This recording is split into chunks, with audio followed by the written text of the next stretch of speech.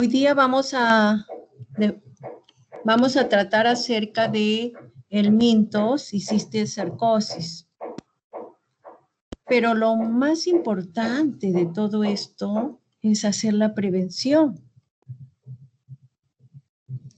De tal manera que si nosotros hiciéramos la prevención, no estaríamos contando con cantidad de pacientes enfermos. Y más aún que hay pandemia. En estas enfermedades por el mintos vamos a ver que hay muchos vermes de diferentes tipos. Pero uno de ellos presentan unas características generales y características específicas. En estos helmintos vamos a tener dos grandes grupos de enfermedades. Enfermedades causadas por céstodos, que son vermes aplanados, acintados, que van a deteriorar grandemente a los pacientes que viven en ellos, son parásitos. Y otro gran grupo de enfermedades causados por nematodos. Hoy día vamos a tratar acerca de las enfermedades causadas por céstodos, o esto nada más. Vamos a ubicarlos acá. Y es bien amplio. Y vamos a tener en ellos, todos los céstodos van a estar agrupados en este cuadrito. Las teniasis, tenemos la tenia saginata, la tenia solium, los cisticercosis y la echinococosis e hidatidosis. Este último punto ya se ha visto anteriormente en la práctica. Pero es bueno también referirse a ellos porque están comprendidos dentro de los helmintos. También tenemos este grupo de enfermedades causadas por nematodos. Aquí tenemos los enterobios vermiculares y las estrongiloides. Estos dos vermes son tubulares, que también van a deteriorar a los pacientes. Y hoy día no nos va a tocar tratar de ello.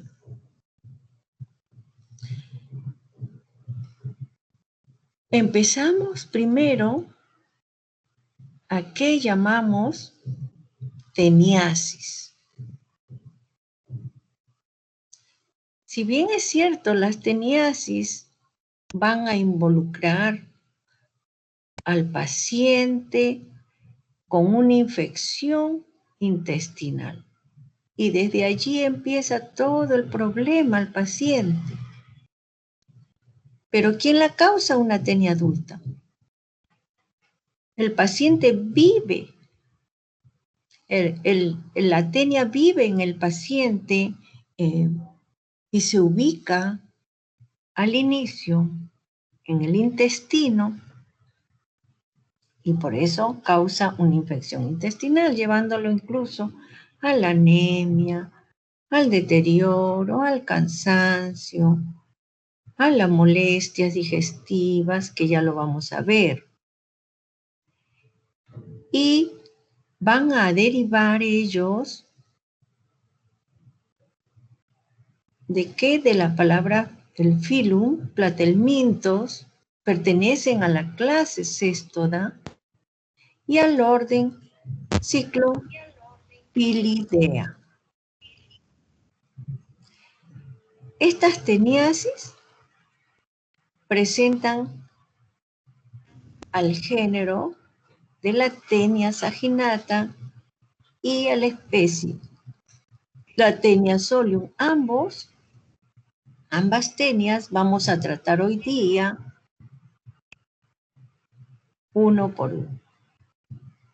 Pero a ellas se les llama a veces como una lombriz solitaria. ¿Por qué? Porque se encuentra ubicada en el intestino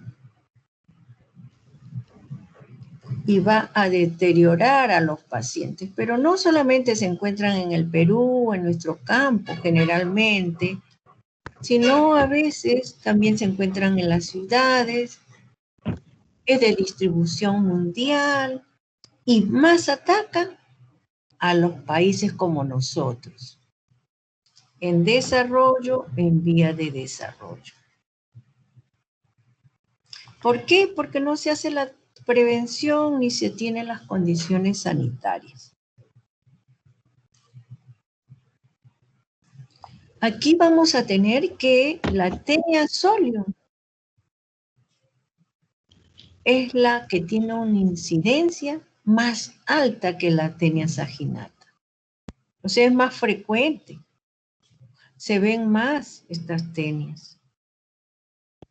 Y tenemos que ver mucho nosotros también porque no cumplimos con las medidas preventivas, de tal manera que el paciente puede presentar esa tenia por no adoptar los medios que se les indica. ¿Cómo prevenir tener teniasis? Y dentro de ellos hay varias tenias que causan enfermedad en el hombre. La Taenia saginata, la Taenia solium y la Taenia asiática. Nosotros vamos a tratar acerca de solamente de los dos primeros, la saginata y la solium. Vamos a empezar con la Taenia saginata. En estos casos, la Taenia saginata mide hasta 12 metros. Y esta tenia puede vivir en el intestino del humano, porque el huésped definitivo es el hombre. Pero ¿quiénes van a contagiarlo? Van a ser los bovinos. ¿Y dónde se ubica? En el intestino delgado, en el yeyuno. Con sus ventosas se van a adaptar y van a encontrarse firmemente adheridos a la mucosa. Y de allí se alimentan ellos. Aquí tenemos esta Taenia saginata. Vemos que tienen 4 ventosas. 1, 2, 3 y 4. De tal manera, a través de esas ventosas se adhiere firmemente a ese intestino delgado, al yeyuno. Pero no solamente tiene esta constitución la Taenia saginata, sino va a presentar cada una de estas estructuras son las proglótides. Y todas ellas van a estar en número de 1000 a 2000 proglótides. Y estas son potencialmente infectantes. ¿Por qué? Porque se alojan allí los huevos, van a tener útero, van a tener testículo, van a encontrarse allí todos los componentes de forma el útero arborescente, que lo vamos a ver al detalle en un momento. ¿Qué más presenta? Va a presentar un escólex prismático, medio cuadrangular, pero es bien pequeñito, mide 1.5 milímetros. Y no va a poseer gancho ni rostelo como la Taenia solium. Y cada uno de estos segmentos, lo que habíamos dicho, cada una de estas proglótides van a presentar una serie de características. Van a medir de 18 a 6 milímetros. Van a presentar una vagina con esfínter y un ovario sin lóbulo accesorio, aparte de un útero ramificado. Acá vamos a tener ramificaciones que se encuentran en número de 15 a 30 ramas. Pero ¿cómo son esas ramas? Dicotómicas. Se van a dividir ellas y después se torna arborescente. Pero no solamente ello va a tener, sino también van a tener 300 a 400 testículos. Aparte de ello, vamos a decir que cada una de estas proglótides van a salir de uno en uno activamente por el ano. En total van a salir de 8 a 9 proglótides diariamente, pero no tienen nada que ver con la defecación. ¿Por qué? El paciente puede encontrar en su cama algunas estructuras y no saben qué es, tienen la cama y siguen pasando los días. Pero no se dan cuenta a veces, pero algunas personas que son muy acuciosas se encuentran y lo llevan a examinar, que eso es lo ideal. Pero ¿qué va a presentar esta tenia? La tenia va a tener huevos que van a medir de 35 a 45 micrómetros,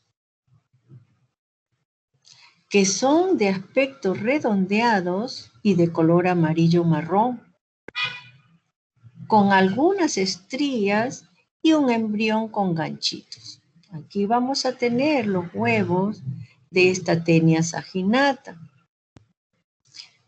Va a encontrarse acá estas estrías radiales que presentan en esta zona y van a tener también un embrión con ganchitos. Pero ¿cómo es la transmisión? La transmisión es a través del quiste en la carne de vacuno. Si es que nosotros comemos una carne mal cocida, nos podemos contagiar de una tenia saginata. Pero ¿cómo ocurre ello? Las vacas, como comen el pasto o los alimentos que se encuentran en el campo, pueden ingerir los huevos de esta tenia que se encuentran en las proglótides. Pero estos huevos que presentan embriones pueden madurar ¿dónde? En el intestino. Llegan al músculo esquelético y se colocan en forma de larva.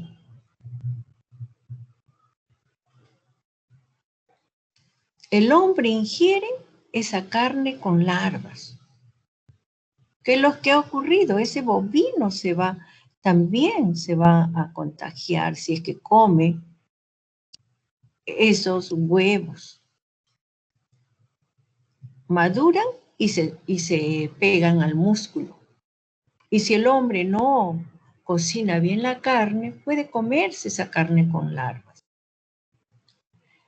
Una vez que el hombre come esa carne, entonces se va a alojar en el intestino y allí es donde se convierte en adulto esa tenia. De tal manera que vemos que una tenia puede medir de 4 a 12 centímetros. Es inmensa. Por lo tanto, este paciente va a presentar dolor en el epigastrio. náuseas, vómitos, diarreas, astenias, muchas características, anemia, dispepsia, anorexia, urticaria, prurito, cefalea, convulsiones, que no sabe qué es lo que está ocurriendo. Pero si le hacen un examen, si son acuciosos, pueden diagnosticar a esta tenia. Pero ¿qué es lo que ocurre? No solamente puede ocurrir que se contagie, sino también puede haber algunas complicaciones. ¿Cómo qué? Que esas proglótides que habíamos dicho, vamos a regresar para recordar cada una de estas estructuras de esa tenia. Cada una de estas proglótides puede alojarse en diferentes órganos importantes, como cuáles, como el apéndice cecal, el conducto biliar o el conducto pancreático, y producir una serie de complicaciones producto de ellos. Pueden incluso obstruir, hacer una apendicitis, y el paciente no va a saber qué es lo que presenta. Por eso es muy importante, si tienen alguna dolencia, alguna molestia, acudir donde el médico. Entonces, ¿qué vamos a hacer para el diagnóstico? Para el diagnóstico lo que se tiene que hacer es identificación de las proglótides. Identificando las proglótides, podemos determinar y examinar esas proglótides que presentan ramas uterinas grávidas, pero son dicotómicas. Y van a presentar esas ramas uterinas en número de 15 a más. Y pueden ser eliminadas si es que no la encuentran sueltas, porque es más difícil buscar en las heces, porque el paciente se va al inodoro y no la encuentran. Pero si es que se puede, pueden encontrar o identificar también en las heces cuando le pidan y piensen o sospecha que se trate de una tenia. Y pueden encontrar. Pero ¿qué más se hace para el diagnóstico? Realizar entonces, ubicar esas proglótides o huevos en las heces. Se pueden reconocer las proglótides. Los huevos bien difícil reconocer porque se confunden mucho con los huevos de la tenia solium. O también, no solamente en las heces, sino también en la zona del área perineal. Allí pueden encontrarse antes de que salgan o que se eliminen. Y pueden, ante una sospecha, si el médico es acucioso, puede determinar que se trata de una tenia. Pero ¿cómo es el ciclo de la tenia saginata? Nosotros tenemos acá una vaca o un bovino. Este bovino puede alimentarse aparte de lo que come y comerse los huevos, porque esos huevos se encuentran ¿dónde? En las proglótides. Si es que el hombre defeca en el campo o contamina el campo, esta vaca puede, o este bovino puede comer o ingerir esos huevos. Y como habíamos visto, esos huevos van a ubicarse como quistes en los músculos de esa carne. El hombre la come y así puede contaminarse. Crece a nivel del intestino delgado. ¿Por qué? Porque se va a adherir a través de sus ventosas.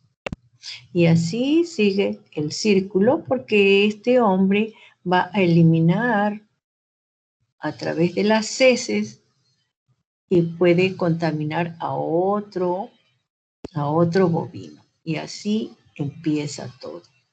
Lo mismo en este esquemita también podemos decir lo mismo como el hombre va, cuando hace sus necesidades, puede eliminar cada una de estas proglótides a través de las heces. Si es que no tiene cuidado y las elimina en el campo, las come esta vaca e instalarse a nivel del músculo y así sigue un nuevo círculo. Puede comer otro hombre y así, o nos pueden invitar también una carne mal cocida y contagiar. Lo mismo la CDC hace su esquemita y vemos cómo los huevos o las proglótides ingeridas pueden contaminar nuevamente al hombre y empieza un nuevo ciclo. Por eso es importante hacer que la parte preventiva, tener cuidado para ingerir los alimentos bien cocidos y no pensar que toda carne que nos inviten o que nosotros preparemos así ligeras, que salga sangre, son buenas, porque no sabemos de dónde procede. Otra de las enfermedades que vamos a ver hoy día causadas por los céstodos es la tenia sol. Este otro verme que vamos a tener nosotros y que también causa mucho daño en el hombre. De tal manera que este paciente también, con muchas características que el Estado, incluso el Ministerio de Salud, impulsa para hacer la parte preventiva. Porque antes de la pandemia, habían grupos que se dedicaban a hacer la parte preventiva, haciendo un despistaje, haciendo exámenes de heces, para ver si es que encontraban algún huevo o evaluar de qué es lo que presentaban los pacientes. Vamos a ver cuáles son las diferencias también entre una tenia solium y una tenia saginata. La tenia solium, como es otro verme también aplanado, acintado, mide hasta 7 metros. Y también habita en el intestino delgado del hombre. Entonces el hombre puede ser habitado por alguna de esas tenias. De tal manera que va a producir problemas en los pacientes. Malestar que los puede llevar incluso a la desnutrición. Por más que coma el hombre, la tenia se alimenta primero, porque absorbe todos los alimentos que el hombre consume. Aquí vemos que la transmisión también se hace por un quiste en la carne de cerdo. A ver qué me dice Bautista Pajuelo. Bautista Pajuelo. Bautista Pajuelo. Becerra Romero. ¿Está Becerra Romero?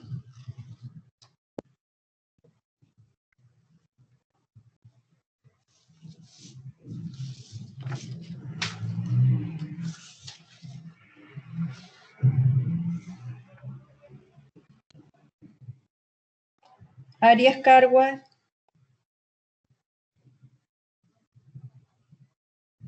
Astocóndor Rojas, Caroline, ¿está presente?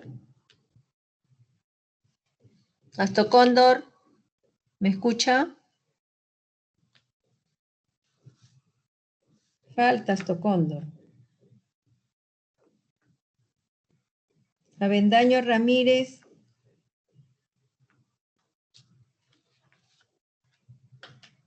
Avendaño Ramírez.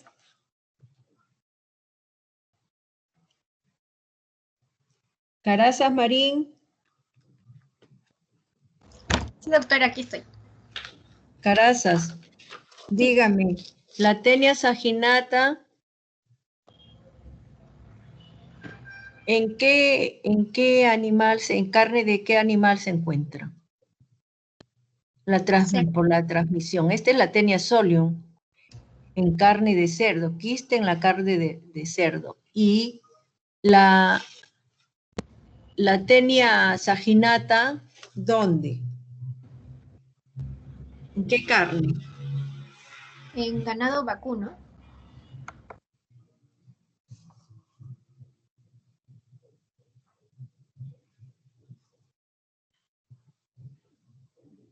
En la carne de vaca. Aquí vamos a tener en la tenia solium, Ajá, en ganado vacuno. que va a ser la transmisión a través de carne de cerdo, mientras que la tenia saginata a través de la carne de vaca. Entonces vamos a tener dos grupos que nos van a infectar. ¿Qué es lo que va a suceder en esta tenia solium?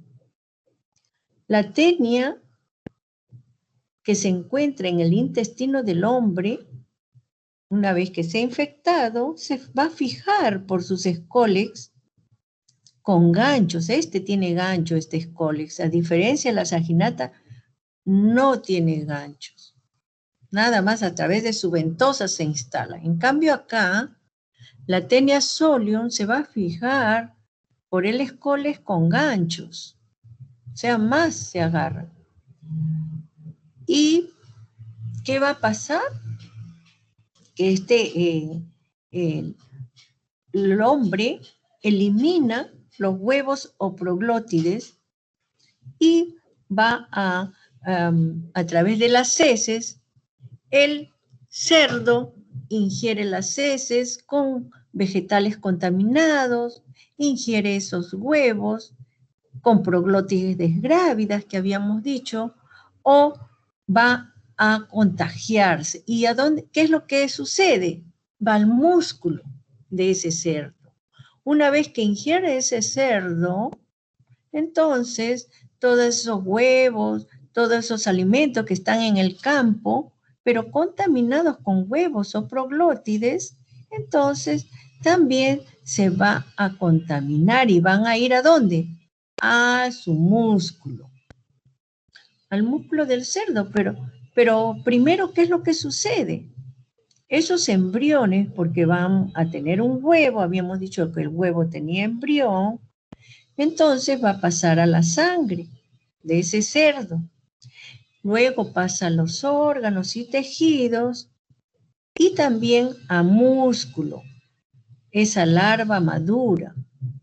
Y eso es lo que nosotros vamos a comer, una carne mal cocida, donde a veces les gusta que salga la sangrecita, que no sea tan seca. Entonces podemos contaminarnos nosotros cuando comemos esas carnes. De tal manera que el hombre puede ingerir ese alimento, ingiere el cisticerco, se aloja en el intestino y después de unos meses se va a convertir ¿en qué? En tenia solium adulto. Y va a haber el mismo ciclo. De tal manera que vamos acá a tener una tenia solium, tenemos su cabeza, tenemos todas las proglótides acintadas en forma de cinta, aplanados, por eso se dice que es un verme aplanado, y vamos a presentar cada una de sus proglótides problotes que están llenas de huevos. Acá tenemos, en este caso, la Taenia solium. Presentamos que tiene un escólex de 1 milímetro, pero que es globuloso o globoso. Presenta también 1, 2, 3, 4 ventosas, al igual que la Taenia saginata. Pero este tiene un rostelo donde se va a adherir también firmemente, aparte de las ventosas, al intestino delgado del hombre, que le dan el aspecto solar de sol. El cuello es corto y delgado, pero van seguidas ¿de qué? De las proglótides. Cada una de estas estructuras son las proglótides. ¿Qué más vamos a tener?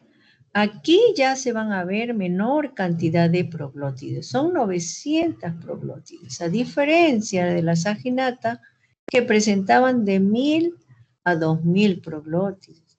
Pero estas miden de 5 por 10 milímetros. También va a presentar una vagina, pero no presenta esfínter muscular. Ovario también presenta. Vamos a tener también que estos vermes tienen útero, pero presentan unas ramificaciones espesas y dentiformes. En el anterior, en la saginata, eran dicotómicas sus ramificaciones. Estas son dentiformes espesas, pero que van a presentar de 5 a 10 ramas, a diferencia del anterior que presentaban de 15 hasta 30 ramas. ¿Y qué vamos a presentar? Esto es lo más importante saber, que van a presentar que todo este útero está repleto de huevos, al igual que en la saginata, que van a estar el útero repleto de huevos. Y más aún se van a ubicar en los últimos anillos de esas proglótides, los cuales son sumamente infectantes. Acá tenemos un esquema, también un dibujito bien representativo, donde vamos a ver las características de ese huevo. ¿Qué va a presentar el huevo? Va a presentar una parte superficial, la parte que lo rodea, que va a ser la cáscara. La parte siguiente que ven como un anillito alrededor es el embrióforo estriado, y en el centro se encuentra la oncósfera. De tal manera que es difícil determinar el huevo, las características de la Taenia solium y de la Taenia saginata. A veces es difícil saber de qué huevo, de qué parásito es. En esta Taenia solium también se van a encontrar testículos, de 150 a 200 testículos. Igual, la otra Taenia también tenía testículos. ¿Y qué va a pasar acá? Se van a eliminar de a 3 a 6 por vez esas proglótides, a diferencia de la saginata, que se eliminan de una en una. Y acá, junto con la materia fecal. Cada proglótide va a presentar de 30.000 a 50.000 huevos. Imagínense. Si es que tienen esta cantidad de huevos, también van a presentar cuántas tenias A ver, dígame. Acho. Acho Rojas, Pablo. Acho Rojas, Pablo. Brian.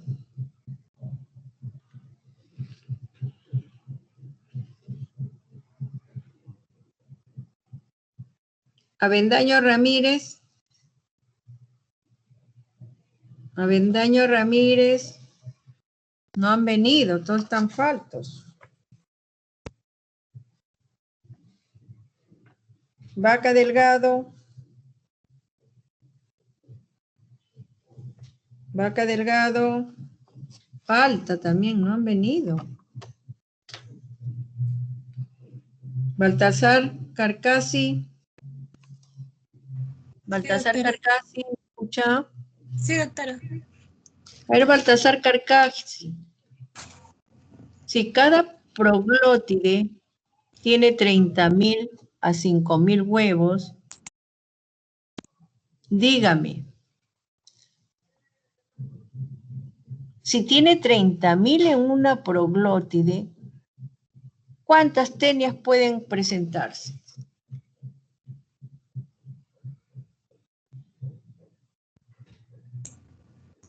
Si elimina una proglótide este paciente, ¿cuántas tenias pueden haber?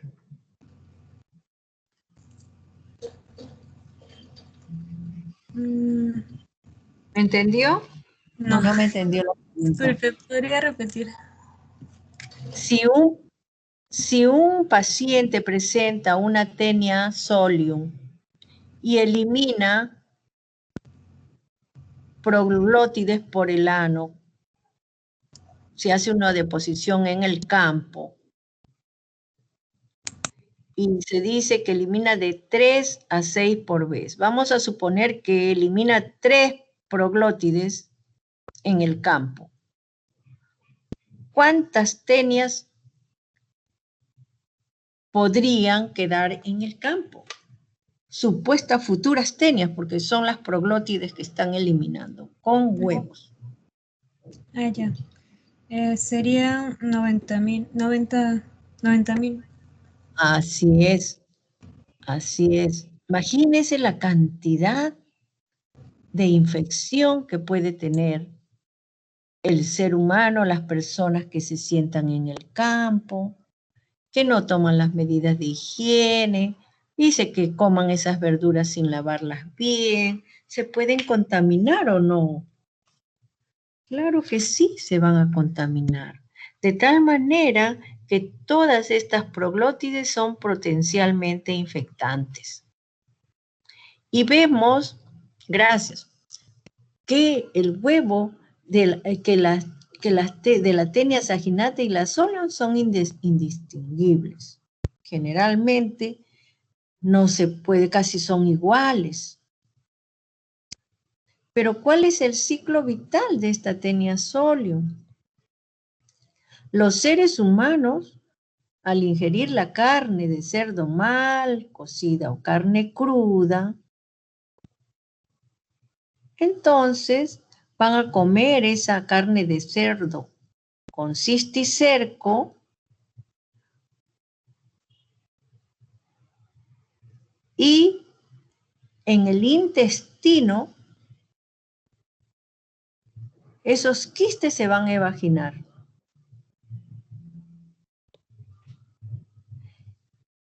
Entonces se van a adherir allí al intestino delgado. ¿Por qué? Por sus escólices. Y van a madurar a tenias. Y esas tenias adultas, habíamos dicho,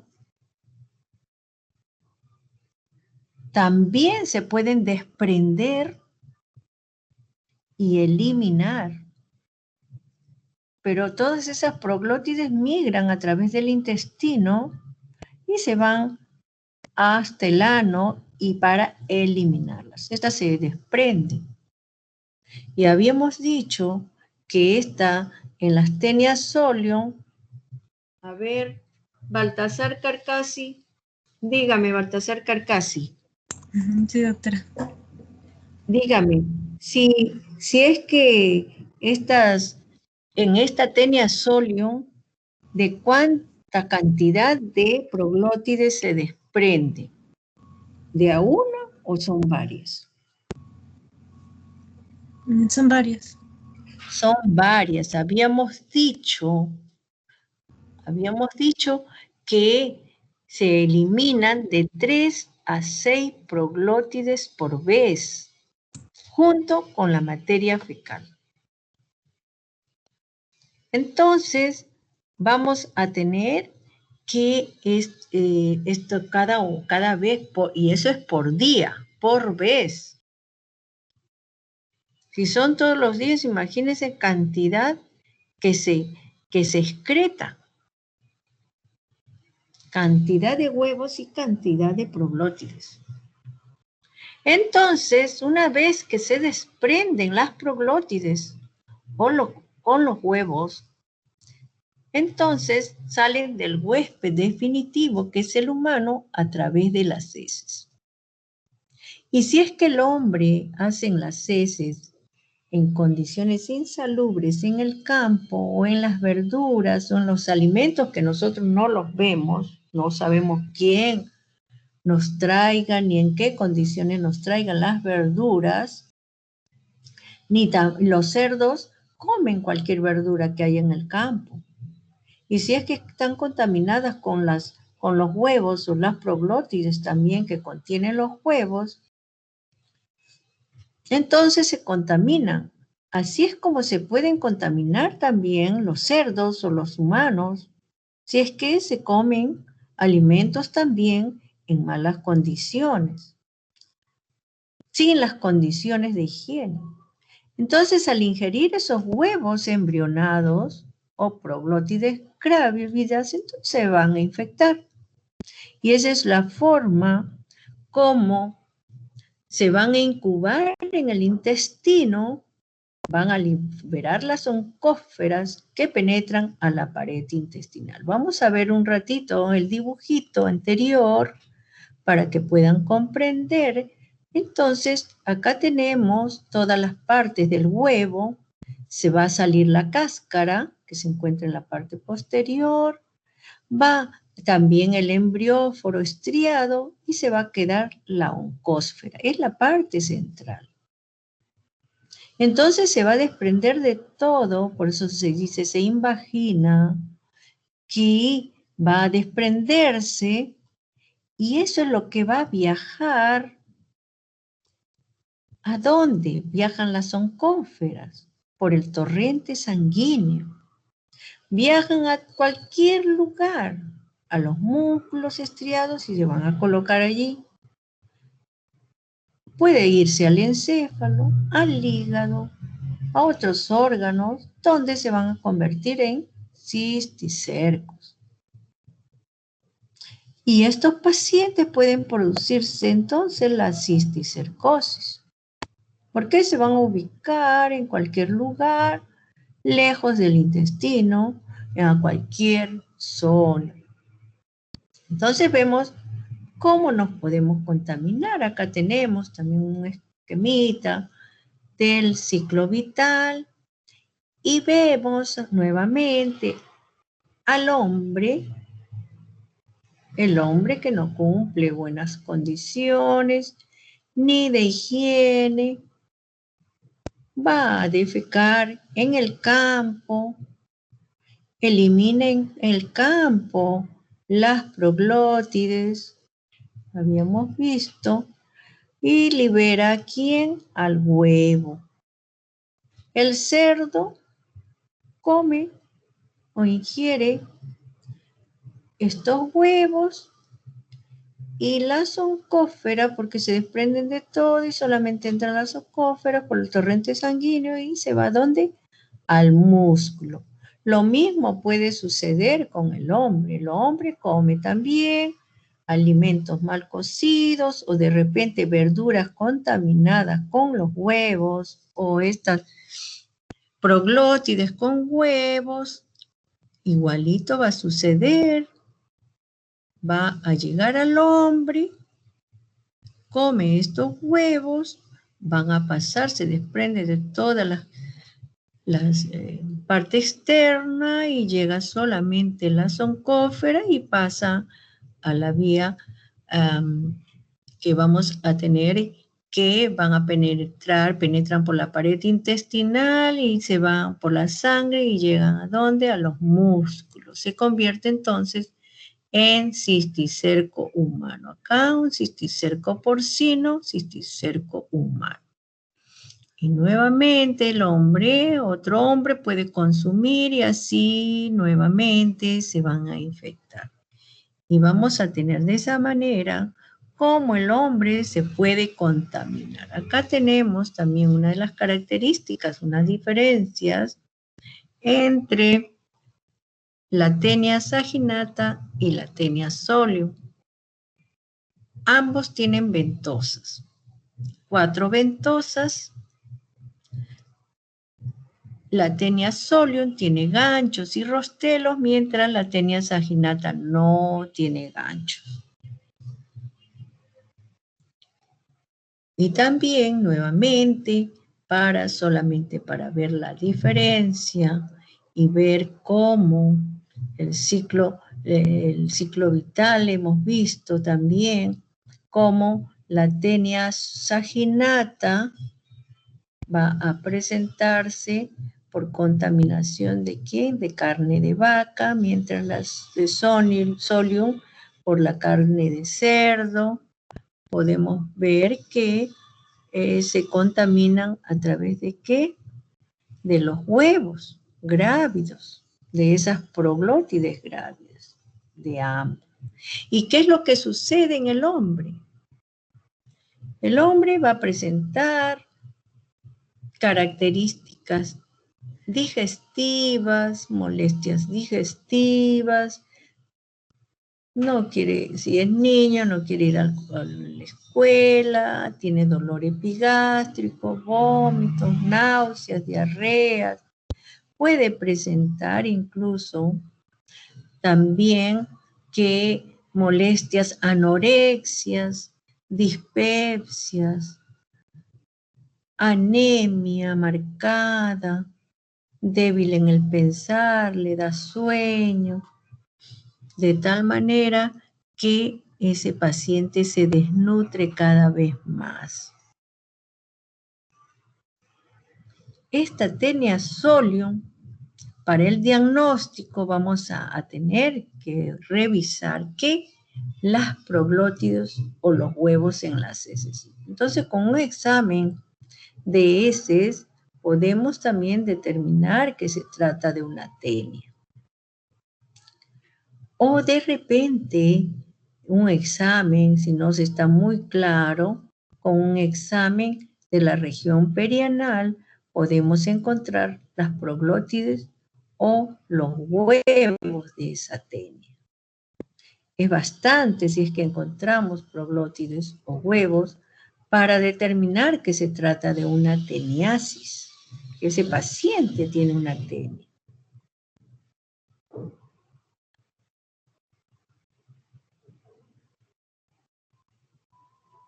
Y acá vamos a ver, una vez que hemos determinado que se trata de una Taenia solium, podemos hacer el diagnóstico ¿para qué? Para darle el tratamiento respectivo, que eso es lo más importante.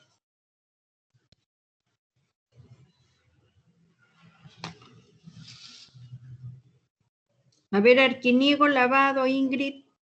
Arquinigo. Arquinigo.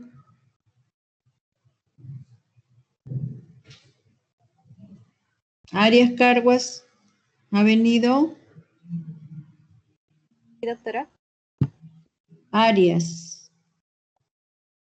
Dígame, ¿y qué medidas tomaría usted si es que detectan a este paciente que presenta Taenia solium? ¿Qué medidas preventivas? ¿Qué le diría al paciente en este caso? Porque ya hemos dicho cuáles son las características, cómo se contagian. Entonces, ¿qué haríamos nosotros? ¿Qué cosa le indicaría usted a este paciente? ¿Qué le diría? Medidas sanitarias. Quizá, por ejemplo, si fuese el caso Un de poquito más la fuerte, que no le cocción de los escucho muy fuerte. sí, de repente se podría cocer mejor los alimentos, las carnes. A veces, por ejemplo, comen carne término No se le medio. escucha, más fuerte. ¿Se me escucha, doctora? Doctora. Sí. Ya, me refería que, bueno, si estamos hablando de Taenia solium que se encuentra en el músculo de los animales, del cerdo, por ejemplo, se podría evitar el comer las carnes término medio, o esas carnes que son un poco crudas.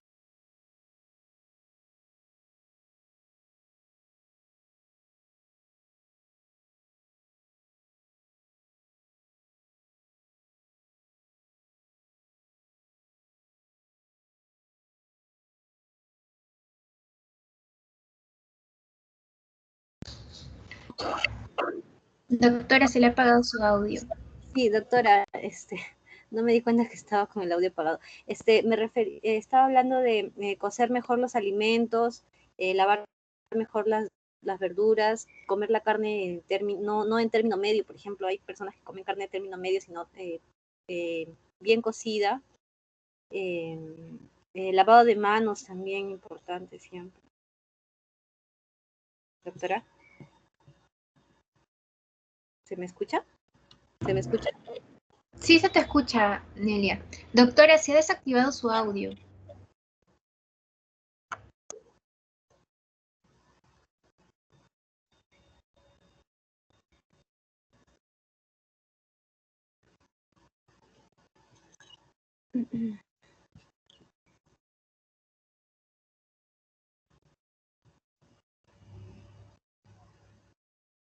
Doctora. ¿Ahí? ¿Escucha? Sí, sí se le escucha, doctora. Ya. Ya, ahí vamos. ¿Qué más? A ver, González Grimaldo, ¿qué me dice González Grimaldo? Es que alguien probablemente coge, yo no lo he desactivado, solo no sé qué está pasando. Bueno. A ver, dígame, porque nos falta todavía continuar. González Grimaldo, ¿qué me dice? ¿Qué otras medidas? Paola.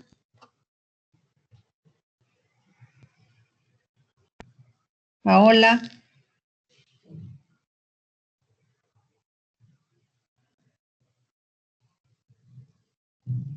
Aparte, ¿qué más vamos a tener? ¿Qué cosa vamos a hacer nosotros?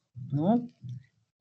Tenemos que tomar las medidas más que nada de higiene, los grifos, las griferías.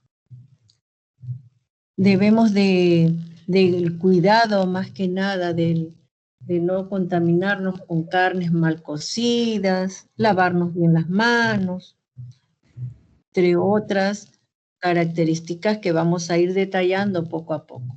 Entonces, ¿cómo es la transmisión de la cisticercosis? Es orofecal. Si no nos lavamos las manos, entonces nos los metemos los huevos o la misma proglótida, ¿a dónde? A la boca. Nosotros mismos podemos infectarnos. Y esta cisticercosis está causada por una larva, la larva de la Taenia solium. Y podemos tener una autoinfección externa o una autoinfección interna en esta cisticercosis. De tal manera que en la autoinfección externa, el hombre que está infestado puede trasladar los huevos a la boca. ¿Con qué? Con los dedos sucios, porque no se lavó las manos.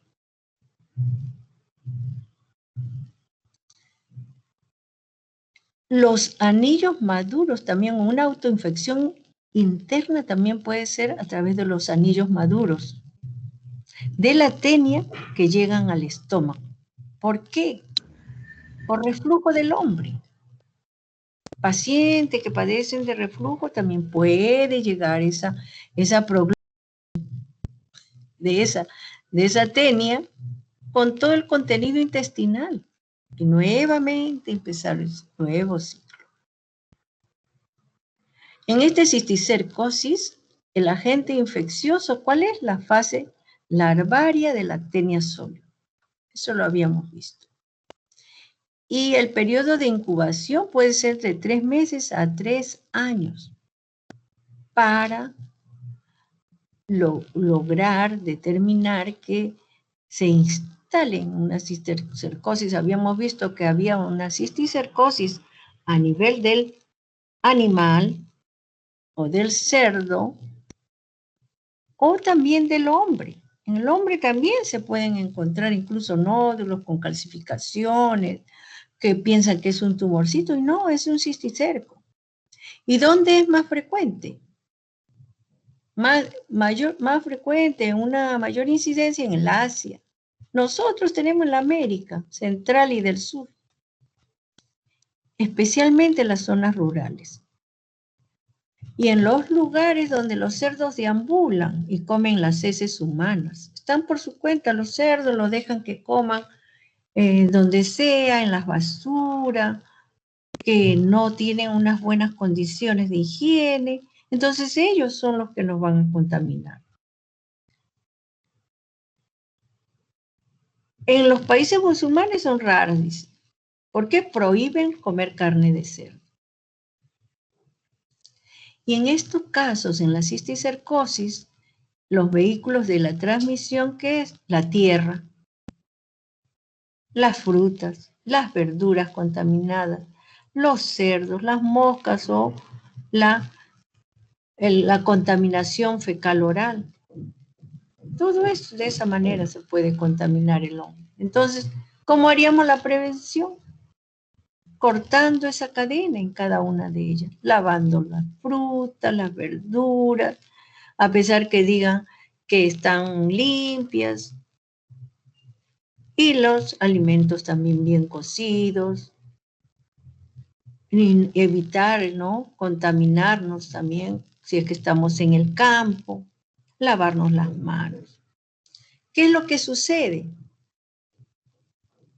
Para producirse la Actenia solio o la cisticercosis, se produce entonces ingestión de los huevos o proglótides grandes, que llegan al intestino delgado, donde esas oncóferas se liberan e invaden al intestino.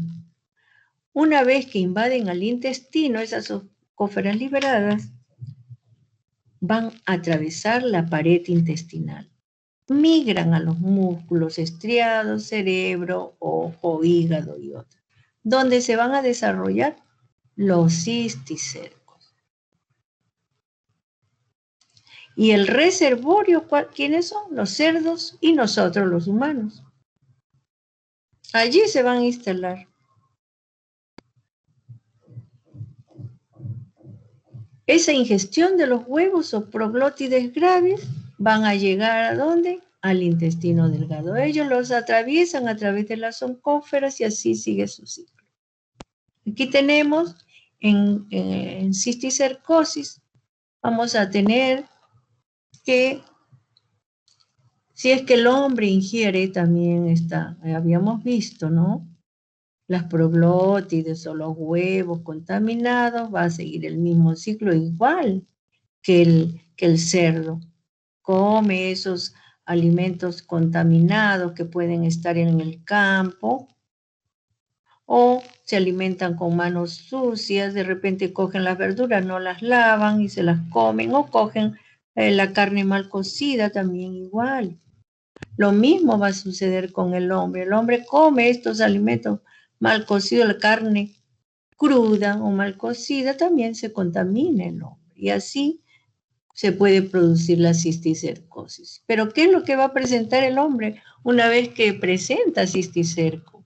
Va a tener trastornos en el sistema nervioso, en el cerebro, y tiene entonces clínica de problemas cerebrales, o se instala en las cavidades ventriculares, en el espacio subaracnoideo, en las meninges, en la médula.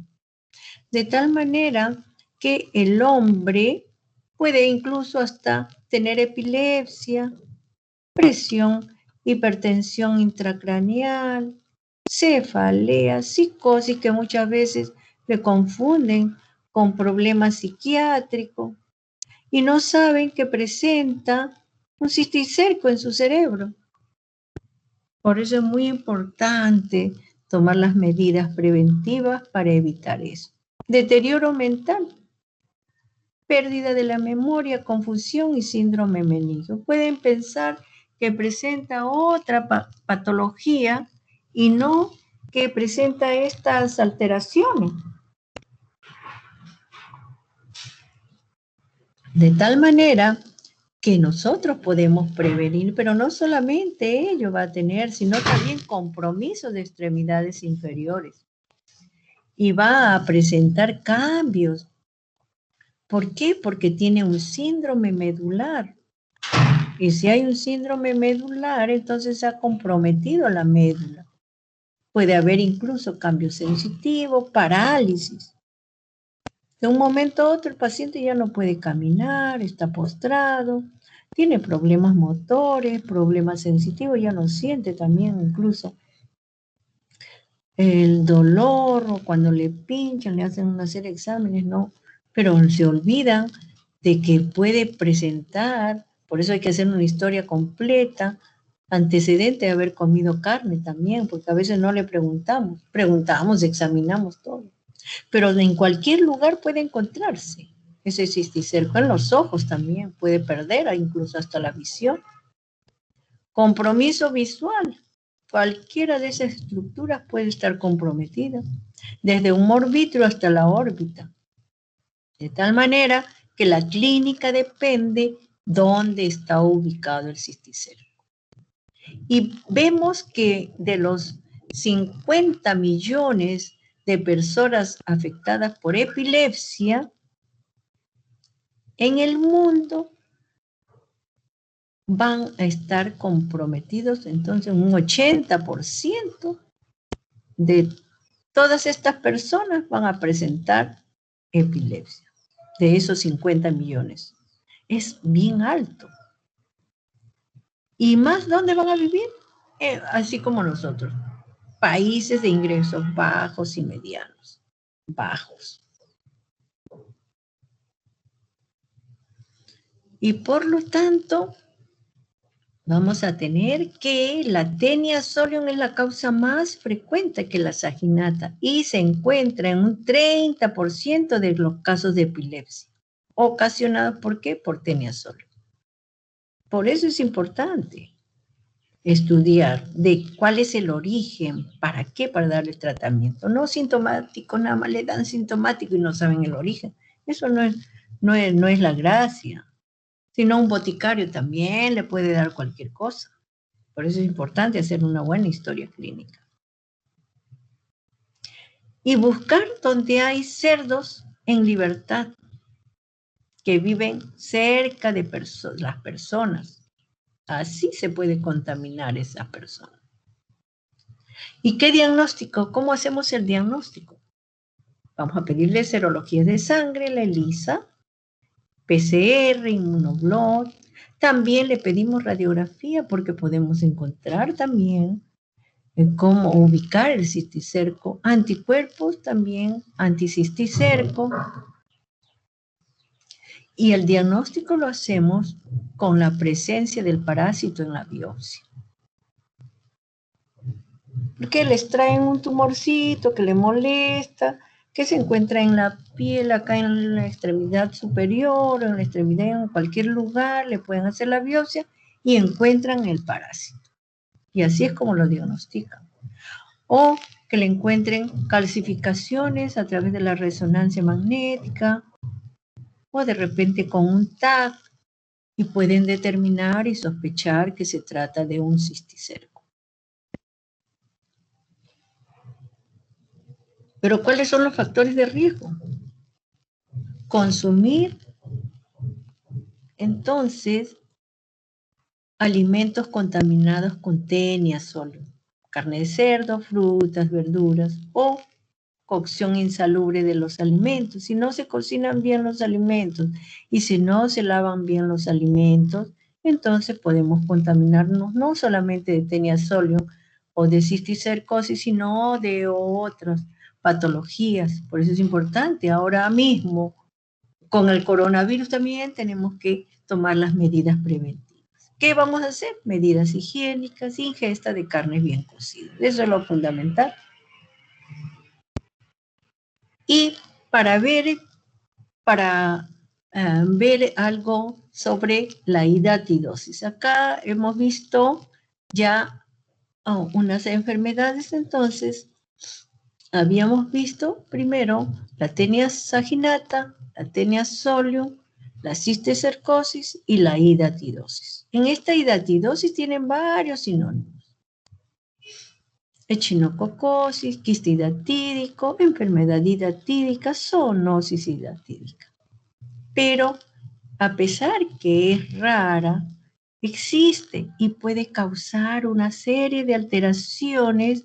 Este verme pequeñito, una Taenia de 2 a 5 milímetros, puede traer unos estragos muy grandes, que ustedes ya lo han visto, el Echinococcus granulosus en la práctica. Pero esa Taenia aplanada, acintada, entonces puede producir alteraciones gravísimas porque se puede instalar en cualquier lugar de nuestro cuerpo. Y está a nivel mundial, es rarísimo, de 5 a 9 por 100.000 habitantes, pero vamos a decir que en esta hidatidosis vamos a tener que el parásito tiene una generación alternante, puede estar en 2 estados, adulto y en estado larval. Pero el estado adulto se encuentra sexuado y hermafrodita, mientras el estado larval es asexuado y bajo la forma de quiste. Entonces nosotros vamos a tener que esa hidatidosis va a estar presentada, ¿por qué? Por el Echinococcus granulosus.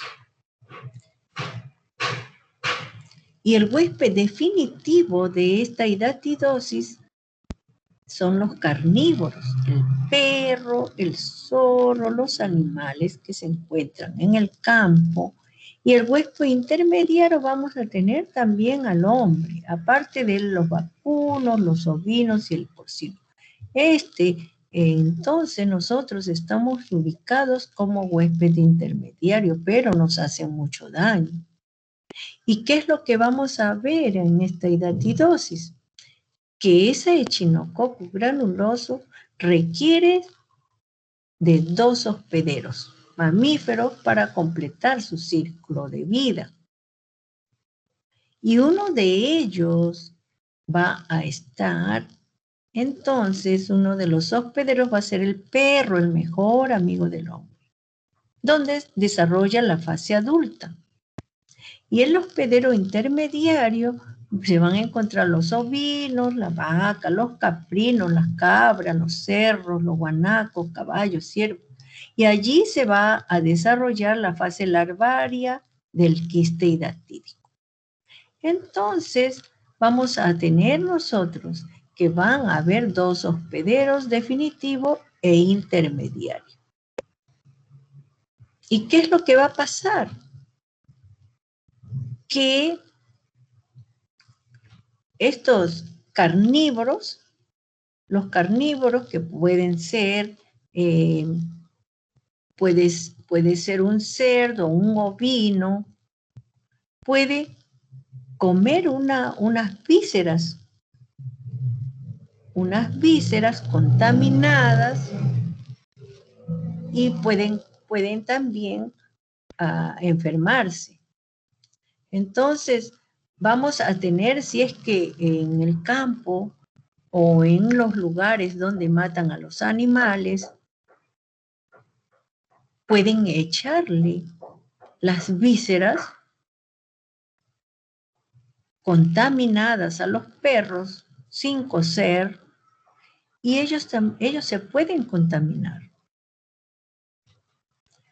Y la infección en el hombre ocurre en forma accidental por acariciar a los perros o porque el perro besa a las personas o las personas besan a los perros, lo acarician, puede estar en el pelo, puede estar porque como él de repente ni lo bañan, también contaminan a través de sus heces, por contacto directo o estrecho con perros parasitados. Y puede contaminarse de esa manera el hombre.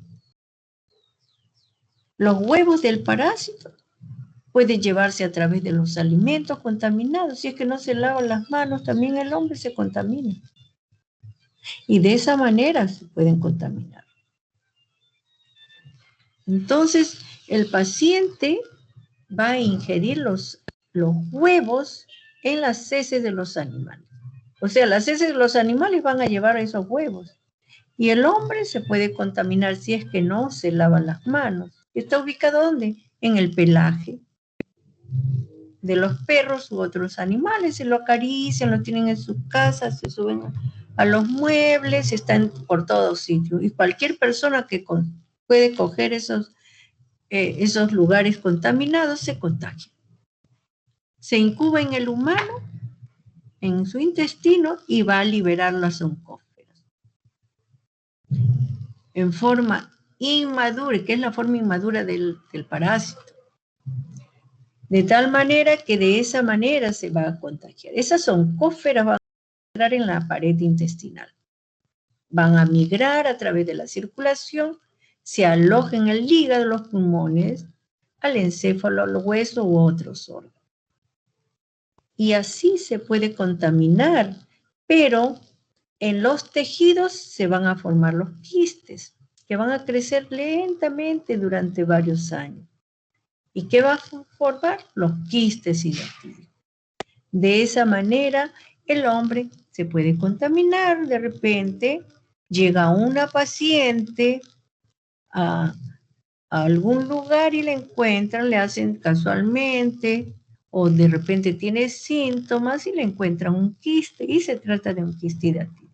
Acá tenemos el perro, el mejor amigo del hombre, que presenta esa tenia, que habíamos dicho que ese verme también asintado, aplanado. Va a hacer las heces en el campo, elimina también las proglótides con los huevos, comen la ovejita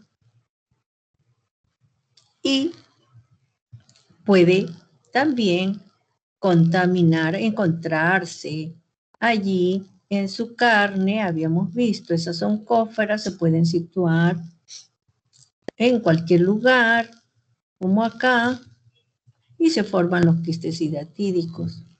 De igual manera se elimina y puede crecer donde también se puede contaminar el hombre. Acá tenemos esta oncófera, habíamos dicho, primero el huevo, y queda la parte central, y esto es lo que va a viajar y se va a instalar formando quiste hidatídico.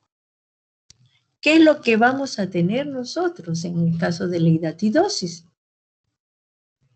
Esos quistes hidatídicos son unas cavidades uniloculares llenas de líquidos.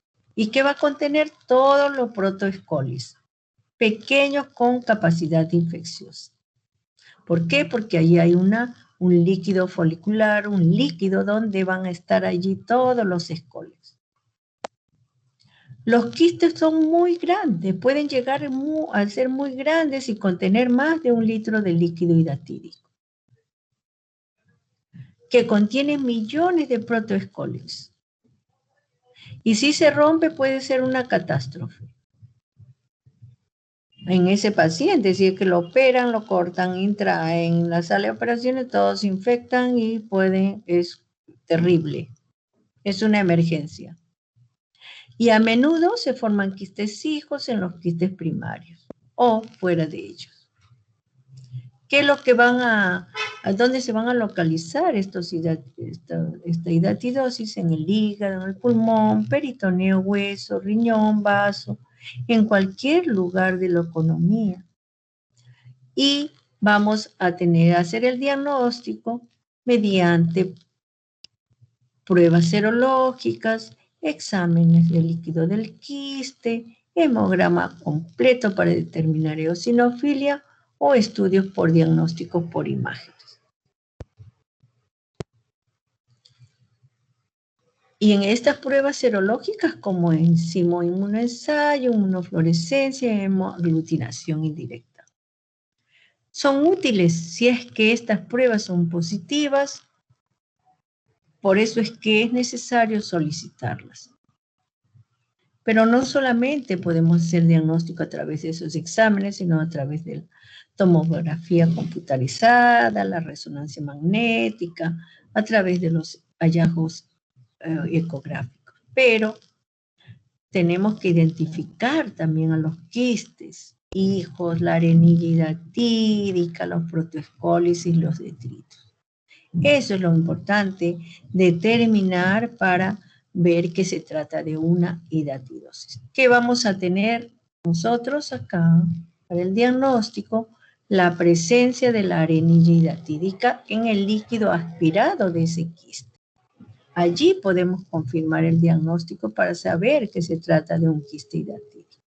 Acá tuvimos un casito en la maternidad de Lima, en el Instituto Nacional Materno Perinatal donde trabajo, y encontramos, nos mandaron en una tremenda bandeja, en un lavatorio grande, y dentro se encontraban todas estas paredes de quistes, varios quistes, algunos rotos, parece que habían hasta roto ellos, y dentro encontramos otros más pequeñitos, donde, miren, de diferentes tamaños, transparentes, como que fuesen tela de cebolla. Cuando ustedes pelan la cebolla igualito, eran como varias capitas que salían. Y sí, por lo que vemos, hemos visto en la microscopía que ese quiste hidatídico presenta 3 partes, ¿no? La adventicia, que es la parte más externa, que a su vez tiene una capa fibrosa y una epitelioide. Tiene la larva hidatídica, formada por la quitinosa o laminar y la germinativa y el contenido quístico. En esta foto que vamos a ver a continuación, vamos a observar la larva hidatídica y el contenido quístico. Entonces tenemos acá... Doctora, ¿sí? doctora, disculpe, un grupo ya va a retirarse porque tiene prácticas, el grupo del doctor Evan Torres. Sí, ya termino. Ahorita termino. Ya. Entonces pasamos rápidamente porque esta parte ya lo han visto, la capa laminar, germinativa y la arenilla hidatídica. Acá tenemos también todos los escólex y vemos que en relación al pronóstico de los pacientes es desfavorable. ¿Por qué? Salvo que se extraiga toda la masa con las larvas. Aquí vemos solamente para decirles que en el Perú se encuentran también hidatidosis. Tenemos entre 3 países, Argentina, Chile y Perú, más de 6.268 casos en el año 2016-2017 y murieron 62 casos. Y nosotros no tenemos una notificación obligatoria, al igual que Brasil y Perú. Acá tenemos otras estadísticas de las Américas y los informes que vemos que es muy importante saber que en Lima tenemos más de 1.414, encontraron esos años, Huancavelica también más de 600, Junín más de 500, y así tenemos en Cusco y Pasco también. Entonces, ¿qué es lo que se quiere hacer? Ha intervenido la OMS y la OPS para que haya un plan también de acción para el control de esas enfermedades infecciosas. ¿Para qué? Para la vigilancia, diagnóstico, manejo y prevención de casos. Y por último, vamos a decir que es muy importante el plan que se tiene como meta para el 2022. Se tiene que tratar esos casos. ¿Para qué? Para hacer la prevención primaria, la prevención secundaria y la prevención terciaria. La primaria para hacer la prevención antes que suceda la enfermedad, donde vemos a las personas aparentemente sanas, las secundarias, para detectar la enfermedad previa a la aparición de signos y síntomas, y la terciaria para ubicar a los pacientes para su rehabilitación y tratamiento. esto. ¿Y qué vamos a hacer nosotros? Actividades de educación, de prevención, cambios de hábitos, conocimiento del ciclo de los parásitos, faenar a los lugares sin acceso a perros. Tenemos que ver, alejar a los perros y cuidar a estos animales, mantener el pozo de agua, evitar que los perros tengan acceso al lugar donde viven las personas, desparasitar a los animales, inmunización de los ovinos. ¿Y qué vamos a hacer? Diagnóstico oportuno y determinar los casos sospechosos o confirmados. Entonces, vamos a tener una prevención terciaria dando tratamiento a los pacientes y también viendo a los asintomáticos y también a los sintomáticos y asintomáticos. Entonces, con todo ello, vamos a decir que podemos hacer un diagnóstico precoz y vamos a prevenir la hidatidosis. ¿Cómo? Evitando que los animales besen las manos, que besen a los niños, lavarse las manos, no comer los alimentos que estén mal cocidos, separarle el agua del humano que del agua de los animales. Entonces vamos a tener que evitar que los animales coman alimentos sin cocinar y que laman a los niños, que lleven a la boca a la tierra, desparasitar a los animales, lavarse bien las manos y bien las frutas y verduras. Mantener a los perros fuera de los lugares donde maten animales que son para comer o que van a utilizar las carnes. Y por último, no tener cantidad de perros por familia, mínimo 2, 1 a 2. Muy bien, eso es todo. Muchas gracias. Ahí hemos terminado rápidamente. La clase es muy larga. Nos vemos con los alumnos de la práctica en 15 minutos. Bien, hasta luego. Ya, doctora, muchas gracias. No se olvide descargar la lista de asistencia, doctora. Ahorita, hoy, de veras, tiene razón, no he descargado. A ver. Vamos a descargar.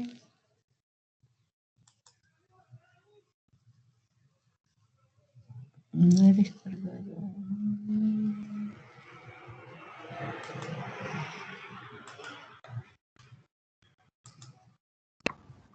Tiene que darle clic ahí al costado del teléfono, hay como dos muñequitos. Ahí tiene que darle clic.